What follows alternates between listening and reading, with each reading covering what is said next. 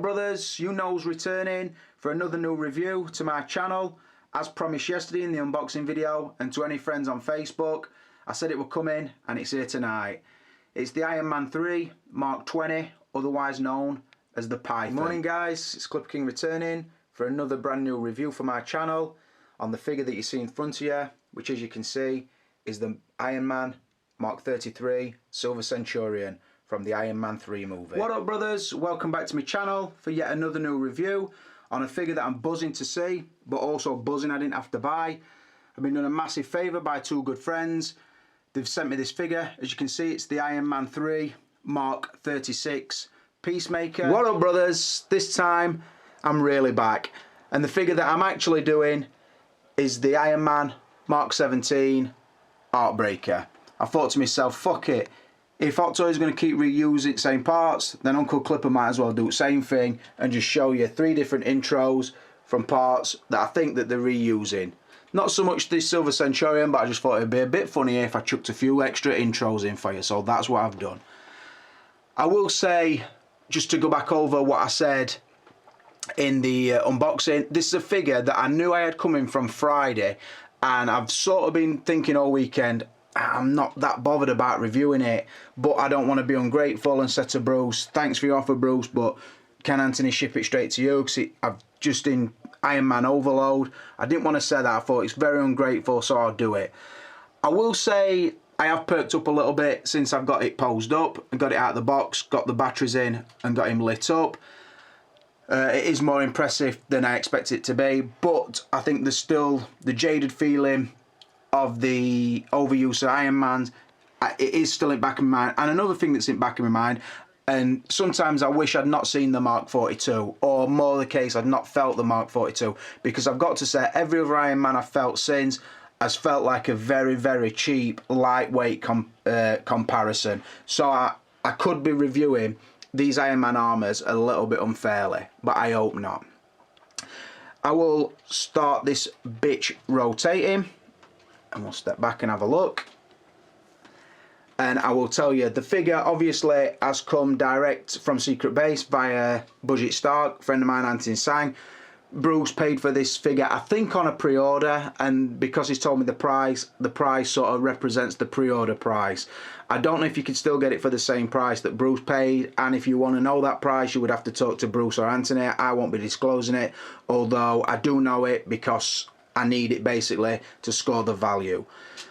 So that is how the figure came to me. Some people will say, like I'll do my next collection video and they'll say, where's your Peacemaker and where's your Silver Centurion? I think to myself, please don't just put video on and put it on silent. Listen to what I fucking say. If you can't understand my accent, or you just don't want to listen to me, you don't like it, then fair enough, I don't understand, but don't fucking insult me by asking me where these figures are when I clearly said in review they're not my figures. Same with Robocop, same with the Peacemaker and other figures. I always specify if they're not my figures. This one is not my figure, it belongs to Bruce Hodge. I never bought it to sell to him. He bought it, but he always asks Anthony if he can send it to me first so that it helps my channel, and I don't know, it does keep me relevant because it means that I'm seeing twice as many brand new figures as I would be if I were paying for them all. Because like I've said before, all these armours, some are nice, some I'm really, really not bothered with, but I wouldn't buy them all anyway. I'm just the one Iron Man collector. The one I love at the moment is the 42,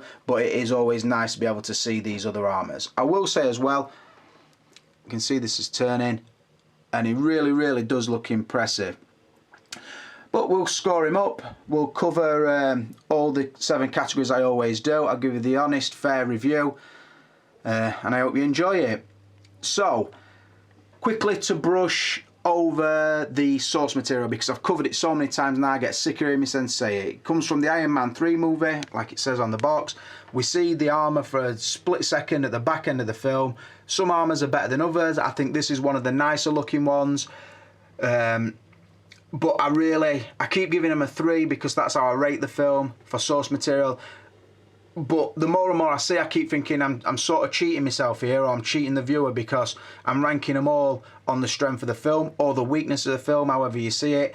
But some of these armours, you've got to put them on slow motion on your Blu-ray player to even see them, and that is the case again. But because I like to keep the review's pretty uniform. I am again going to give it a 3 out of 5 for source material.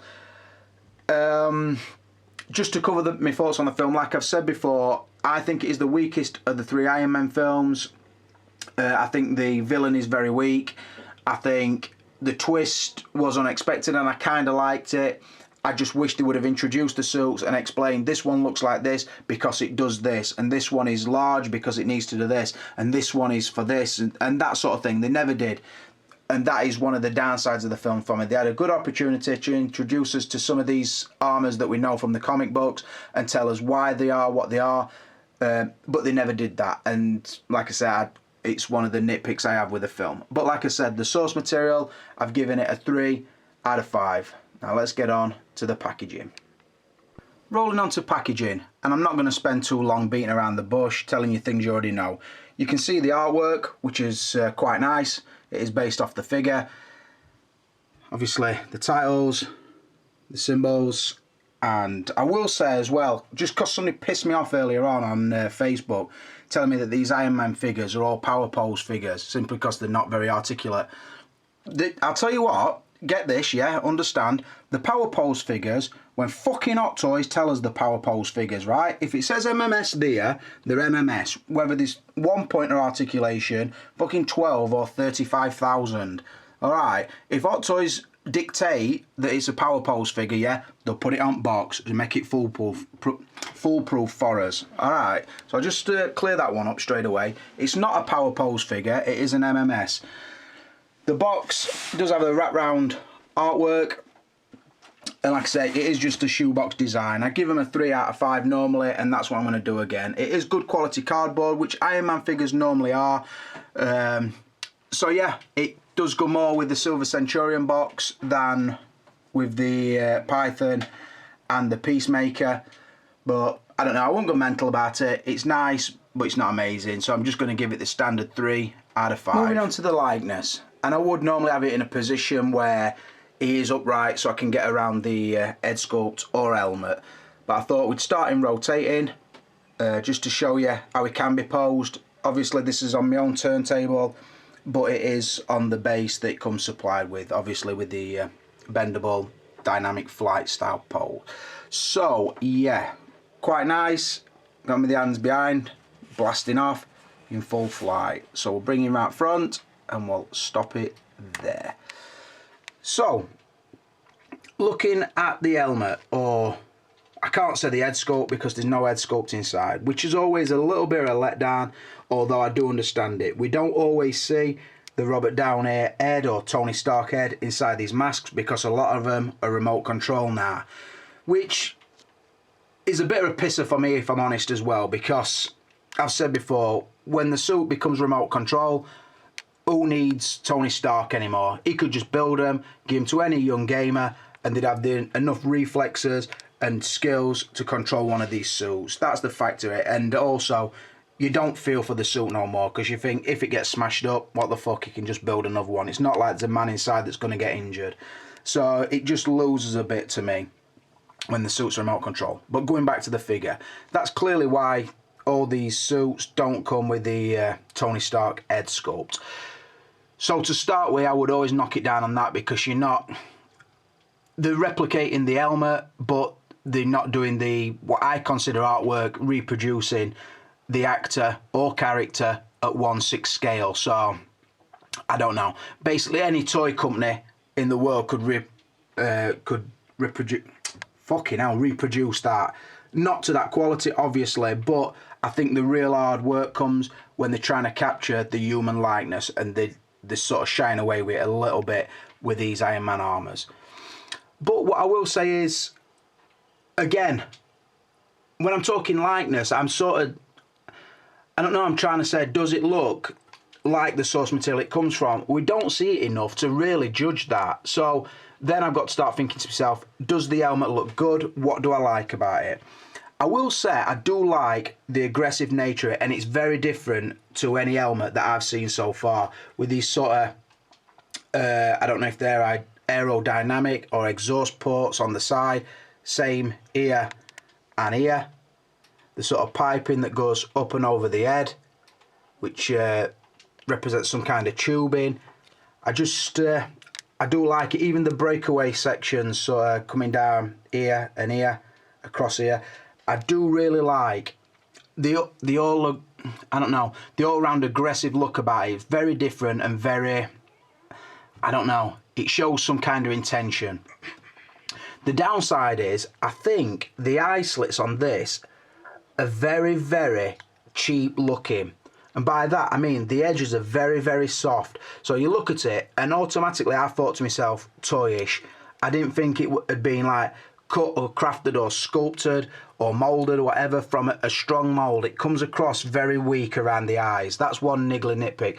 As well, the shade of gold they've gone through is a very toyish and very, I suppose, cheap looking gold. I know that's a weird thing to say because they probably use this gold over and over again, but I don't know if it's because of the softness of the all-round shape of the front section, but it's got a very, very toyish look about it.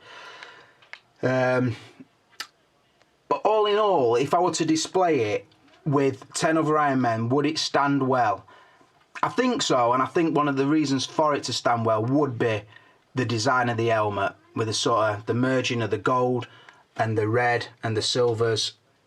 There is quite a lot to like about it. And what I will say is, when the lights are on, the light in the eyes is very evenly spread. It doesn't look like it's all just down the centre of the eye, sort of where the bulb is. It spreads very well across the visor inside the eye, which I do like as well. I will say as well, there is little bits of battle damage, or not so much battle damage, but scratching on the helmet as well, which does come across well and gives it an into realism, but it's not overly done. So on the likeness, I don't know, because I do like the overall look of it, but because the Tony Stark's not behind it, I feel a little bit let down. So on the likeness, I am going to give it, I was tempted to give it a 3 because I think the eyes look very weak, but I'm going to overlook that and give it a 4 out of 5. Zoom back, switch the rotation back on, watch him fly away. Rolling on to the outfit, and as you can see, the room's in darkness, apart from the cabinet spots and the light on the camera, because I'm far enough away. All you're basically seeing is the illumination from the eyes, the arc reactor and the hands. We'll move in, and I will point out that a really nice touch on this figure, and the first one I've ever seen, is the light spreads on all the inside of the chest, so you get these sort of vent lights down here, and also on this side. It gives it a really nice look. So if I were to move away again, see where it's lit up, really nice touch. The lights are very bright, and the arc reactor, the detail in it is really good. In a minute we'll bring the big lights up and I will show you. That's what I was saying as the nice spread in the eyes, and then the repulsor blasts are both very bright. Also, I wouldn't normally put the batteries in when it's somebody else's figure, but I actually text Bruce, said, do you mind if I put the batteries in on this one, because I understood there is something different about how it lights up. He says, yep, do whatever you want, I trust you, I know you, be careful, whatever. I have done it, the batteries all work and the lights are perfect on it. And I do like the sort of, I don't know, that sort of just highlights the fact that your eyes are drawn to the oversized arc reactor. And the chest in general, it's got like a really bulky look, like these sections sort of proper clamped around his shoulders and here and then underneath here, so that the power that it's harnessing just needs a little bit more support. That's how it comes across. Again, very aggressive looking and very eye-catching. I do again like the mixture of the reds with the gold and then the silver. I will say as well, the paintwork on the silver is really nice, because if you see here, like these sections that go up to his shoulders, you can see the light scratching on the edge, which looks really natural, but also the dark smoking style paintwork. So it does make it look like it's a suit that has been used a few times. And again, same underneath the arm, you see the light scuffing, or that's paint, and same on the gold sort of in this area here. Really nicely done. All in all, the outfit does work really well, and they have sort of tried the best to a degree as regards to the articulation. I will obviously cover articulation more, but you'll notice the inside of the shoulders are kinda kind of resemble the Mark 42s, but different, and I will cover that up in the articulation. There is collapsible sections. The central lab is on a spring, so if you crunch him, that pushes back out of the way, which is a nice touch. He's got a couple of sections on his girdle or pelvic section that move out of the way, sort of a flap at the front and then one at the side, which sort of raise and push away because of the hip joints here. So that's nicely done. The I don't know, the hip section does rise and fall, very similar to the, I'm gonna say Silver Centurion, but I could be wrong. Just to get articulation and to make it so the leg will come further forward, there is, like I say, a pelvis section, or it's more like an axle, so to speak, that is down in that position, but if I were to push that ball joint back up into here, then the pelvis sort of moves up like that. Again, the bulky looking legs. I think the legs are exactly the same as the Python, although a different colour. The knee section is a double bend. Really nice colour coding, and yeah, eye-catching, good proportions as well. The arms, sort of from the elbow down, are reused, and the hands from the Peacemaker. Again, different colour. So they have reused certain parts. Now, when Anthony was sending me this, he told me it's all original parts, and I said, well, I know just by looking at it, them legs are Python legs, and the arms are Peacemaker arms. He says, yeah, but don't forget that this figure were pre-ordered a long time before they come out. They come out as exclusives, which is why they were pretty much rushed through and pushed to the top of the list. So he's right what he's saying. These parts were made for this figure, but then they were reused on the other figures that I've named, and I think he's definitely right with that. But when you have seen them once, and you've already seen them on another figure, then you can't stop thinking, well, I've seen that part before, and I've seen this part before, and I do keep thinking that with the suit. So overall, I do like the design of it. It's really, really nice looking, eye-catching, and quite functional. But like I say, I'll cover that more on the articulation. Again, I'm going to come back to this point. I've got the Mark 42, and I'm pretty much looking down at it now. The Mark 42 is better in every way. It feels better, it looks better, where the shoulders are sort of semi like the 42s. They never went the whole hog, and this is a feeling I get with a lot of these armours that they're churning out. They're sort of giving us like the Diet Iron Man figures. They're not going the whole hog, and when you know what they can go to with the Iron Patriot and the War Machine 2.0 and the Mark 42, and then you see a figure that you know they've got the technology to do it, but they're still choosing not to, then you start thinking, you cheapskate bastards, sort of thing. And that is the feeling I get now with every Iron Man figure I see. If I would have just compared it to the older Iron Men, like the Mark 4 and 6 and 2 Unleashed and the 7 I've had, then it is comparable to them. But when you've touched the die-cast, this one leaves you wanting a little bit more. I think I can honestly say that. But I do like the look in it, and it does pose really nicely and quite naturally. So I'll score it. I'll give the outfit a 4 out of 5, and then we'll move on and see how it articulates. Right, moving on to articulation. I want to cover this thoroughly, but I want to do it quite quickly as well. It's not too dissimilar to any other Iron Man you've seen, although it is more articulated than some, not as articulated as others. So I just want to give a fair idea of how it moves and what it does. First, I'm going to start off by saying the battery cover is just the top section of the helmet. It does pop on and off really nice because it's just them two nipples drop into holes on the top of the head. Obviously the switch is then there and it works really nicely, and then it just drops into position like such. Really, really easy to do. Bear in mind, I've had it on and off probably 2-3 times now to put the lights on and off. So yeah, really nice. The head articulation will go back to about there, forward to about there. The head will turn on top of the neck, so it go right round. The neck again will turn so far and stop because it clashes with the rest of the thing. and then again the head will turn freely on top of that. So yeah, pretty good articulation there. Nothing really through the shoulders. Now, where I said it's like a diet version of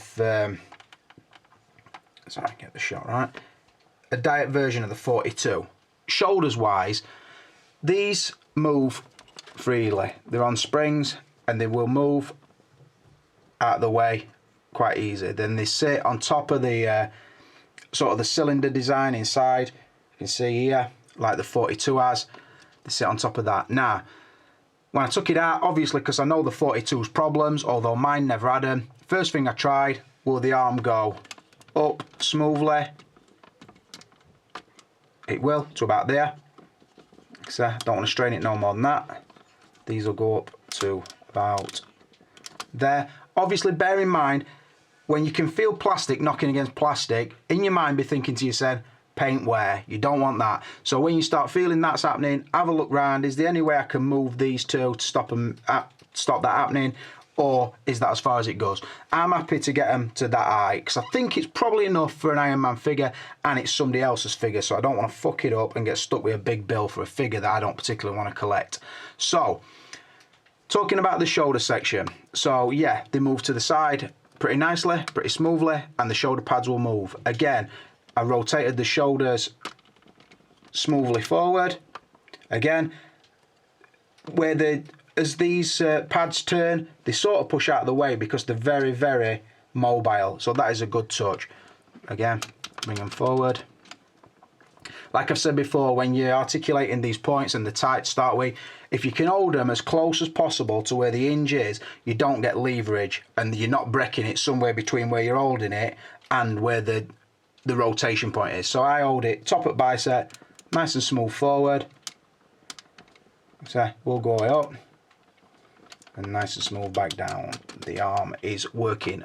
Now, on the 42, they would pull out and then swivel forward and back and up and down and all that sort of thing. This one done, you're pretty much rotating them on a singular point. So this cylinder won't pop out, and I've read the instructions, it doesn't say anything about the cylinders coming out like the barrel connection on the 42, so don't try that. Right, moving down to the ab section. I've got to be careful because it is on the new Goblin stand. Just hold it in place, hold the chest and the pelvis, and opens up. As you can see, a nice split sort of around here. The ab design is very different to any I've seen before, and like I said before, the sort of fall away section in the middle is a really good idea because you can crunch him up and that will just push back and out of the way. Once he's extended as well, his rotation is very good. So yes, again, back arch, forward arch, or reverse crunch, forward crunch, whatever you want to call it. Very nice. Now we'll turn him to his side and we'll talk elbows. Elbows feel very tight, but they do articulate quite well. The bottom section moves, and then the fucking hell, this one is tight. This arm is tighter. In fact, for the sake of showing you, I will turn it the other way because I know this one works better. So you get articulation for the lower section of the arm, and then the upper there. You see the arm pad, the elbow pad does move slightly, not a massive amount, but a nice good curl on the elbow, as you can see. The hands pop on and off really nicely. Obviously they've got the light up design inside, and they do come with a set of articulated hands, which we've all seen at this point, so I haven't got them on, and there's no point showing you because you'll have all seen them before. So yeah, that's good. But on the wrist as well, I will show good rotation. Now, moving down to here. This might be hard because this stand might not hold it in place. Let me get a better shot. Right, if you think about the hip would have axles like that inside, that go inside this ball joint and then forward. Each leg will pull, obviously it's still tight, will drop down to there. So as you can see, that one's up, that one's dropped down. And there is, like I say, an axle inside there that goes like that, and then probably to that angle. Very similar to the Silver Centurion. Also, when you start articulating the leg either to the side or forward and back, what happens is you get this tiny little lift here, as you can see, but also this section here moves out of the way, so it gives really good leg articulation. So yeah, nice touch again. Moving up, let's talk about his knees, and we'll rotate him slightly. Again, if you've seen the python legs, you pretty much know that the knee gives good articulation, because there's a point down here where it articulates, but also there's a point at the top of the leg. Oh, fucking hell, come on. So you get a bend like that. Really nice. And the other thing, I don't know if I'm going to be able to show you. I'm not, we aren't moving camera. The engineering of it, this section here falls, it collapses away. So when you start bending it, it goes down inside the car. Watch, and then you'll see the silver section come back up in here. See? And then straighten it out. Straighten it out. In very nice. And then the feet, which very, very limited. Just up and down, a little bit of rock, and then a little bit of turn inward and outward, but not a massive amount because of the sort of the bulkiness of the foot, and also there's only one part of the flap that moves, and that's the front section. So figure's not in any kind of pose, but I've pretty much shown you everything it does. Really nice, because it is a bulky figure, and on one of the next shots I will show it you at the side of the 42, so I'll give you an idea of the scale of it. But yeah, the articulation is good. They've tried in certain points. It's still not the most articulated figure in the world. And like I said, because I know the 42 is more articulated, I keep thinking to myself, but they could have done this. They could have had the arms so they pop out. They could have had the collapsible sections here and blah, blah, blah. Or the drop down pelvis section. They never. And when you know that they can do it, you start thinking to yourself, why the fuck haven't they done it? And it becomes a frustration to you. I think what they've done is they've gone to a certain level, but then they thought, no, because if we push it any further, we're going into top end Iron Man, and we don't want to do that with a secondary armour. So, taking all that into account, I'm going to give the articulation a 3 out of 5. I'm going straight out middle, because they have tried, but they might not have tried enough. And before I go away from the articulation or the body altogether, I just wanted to show you that the battery casing is a central piece. Again, just fits in these 2 holes here with the 2 nipples on his back. Fits in pretty nicely, although I'm going to struggle because I'm right-handed. Oh, get in. So yeah, just clips in really nice like that. The battery section and the switch for the arms is in the lower forearm. Again, didn't have no problem putting the batteries in, and the lights all do work fine. So yeah, rather nice looking. And then just give you a quick show at the back, or the jetpack, or just the design of it. Just go down like that. These are the sections that I was saying that when he articulates, look, they collapse inside, which is nice. It gives it a better articulation. So yeah, that's what I wanted to point out. But anyway, we'll move on to the next category. Moving on to extras or accessories, or lack of. As we move away, I'll just set the pose up like so. So you're probably thinking, well, what pose does that represent? It represents me saying, Hot Toys, why the fuck didn't you put any extras in with this figure? And an Iron Man saying, I don't know, Clip, I don't know. You think about it, that's exactly how he posed. If you're saying that, he's got his head leaned to the side, he's got his hand like, I don't fucking know, pal, don't ask me. Ask fucking JC Young or some fucker else who might know, I'm just figure. I know what he's saying, it's not his fault, you know what I mean? Let's leave lad alone.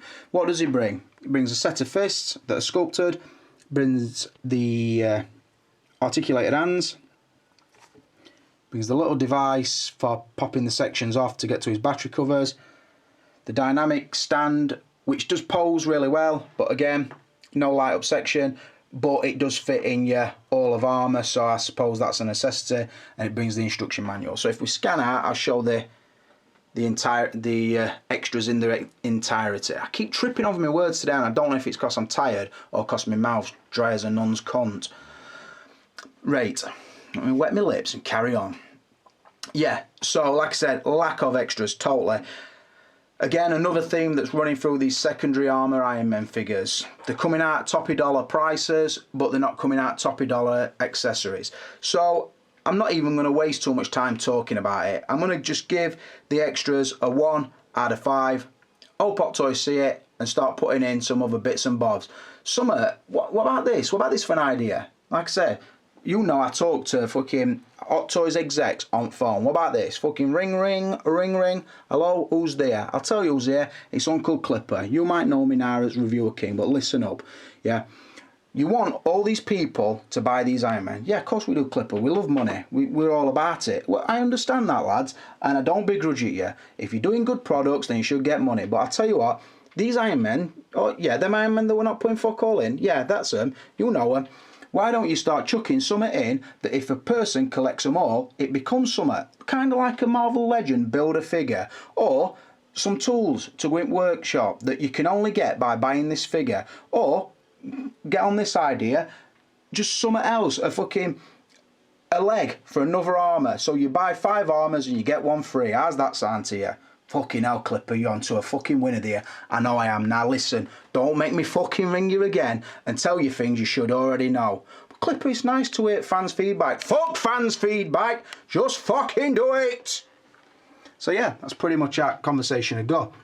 I think that's a good idea, and to be honest, I should be getting paid for ideas like that, because in a couple of years, I'm going to be running with these ideas, and people are going to forget that I've said them. But if you remember me saying them, yeah, just remind Hot Toys in a few years when I'm fucking dead and gone, and they're saying, right, what we're going to do Hot Toys Build-A-Figures. Somebody please pop up. One of you young bloods who's only 16, 17, 18 pop up say, hold on a fucking minute.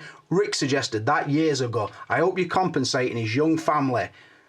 Just think on, yeah. But anyway, like I said, the extras are getting a 1 out of 5. Right, moving on to value.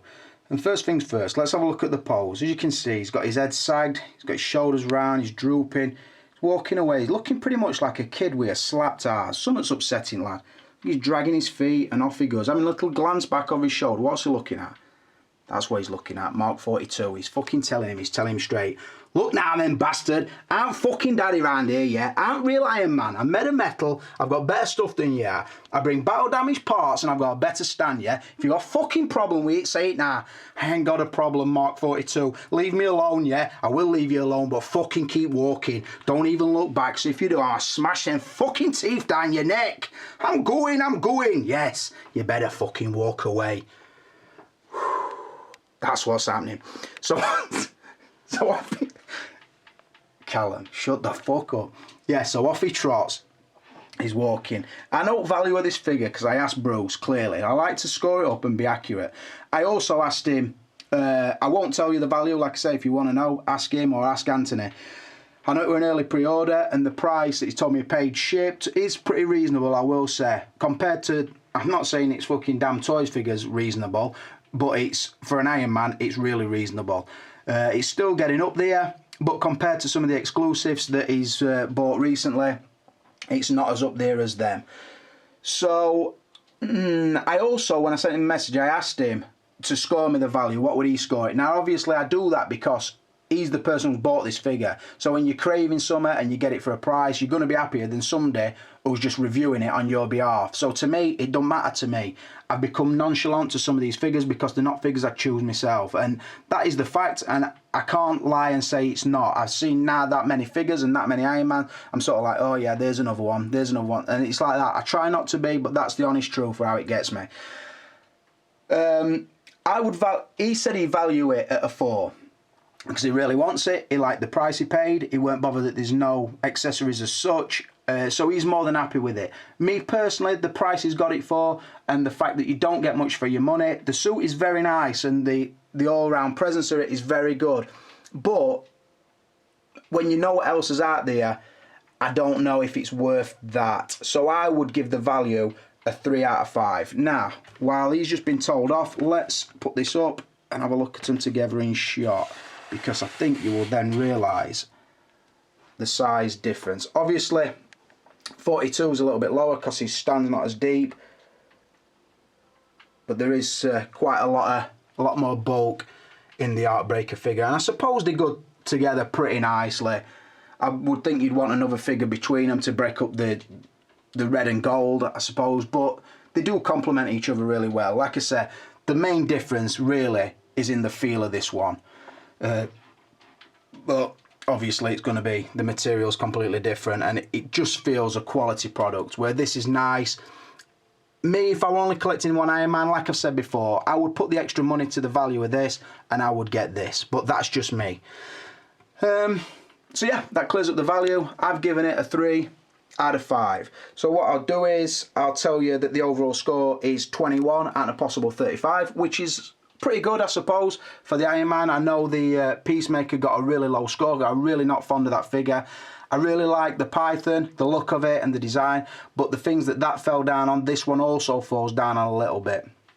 I can't get my head past the fact that I know they've got the technology and the materials to make awesome Iron Men, but they're sort of holding themselves back. It's like if Ferrari came out and made a car in the Ford price range, you'd think to yourself, hold on a minute, Ferrari have got all this fucking technology, but they're gearing us bog standard equipment to bring the pricing down. That is the feel I get with this, and I hope that makes sense, because it does in my brain. But not much more I can add. Like I said before, massive thanks to Bruce for letting me see it, and a big shout out to Budget Stark for sending it, mate, and sending it fast, well packaged.